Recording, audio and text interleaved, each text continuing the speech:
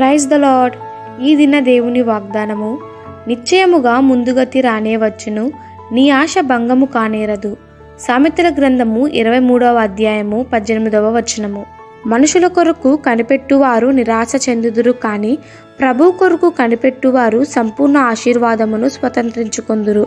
ప్రభు కొరకు సహనముతో కనిపెట్టుడి, నిశ్చయముగా ఆయన మన మొర విని కనికరము చూపుతాడు. దైవ చిత్తమునకు ప్రభు సమయమునకు వేచి ఉండక మన ఇష్టానుసారముగా మనుషులను నమ్మి కనిపెట్టు వారి అంతము మనము ఊహించలేము.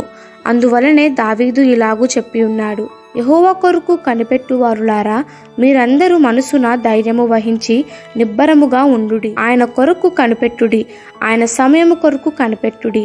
కోరిక సఫలము కాకుండా చేత హృదయము నొచ్చును, సిద్ధించిన మనోవాంఛ జీవవృక్షము. ప్రభు అయిన యేసుక్రీస్తు చేసిన మొదటి అద్భుతమును చూడుడి. ద్రాక్షారసము కొరత ఏర్పడినప్పుడు తల్లి ఆయనతో మాట్లాడను, కానీ నా సమయమును ఇంకా రాలేదని ఆయన ఆమెతో చెప్పెను. సమయము ఆసన్నమైనప్పుడు ఆయన నీటిని ద్రాక్షారసముగా చేసెను. మొదట వడ్డించిన ద్రాక్షారసము కన్నా తర్వాత వడ్డించిన ద్రాక్షారసము మరెంతో రుచిగా ఉండెను.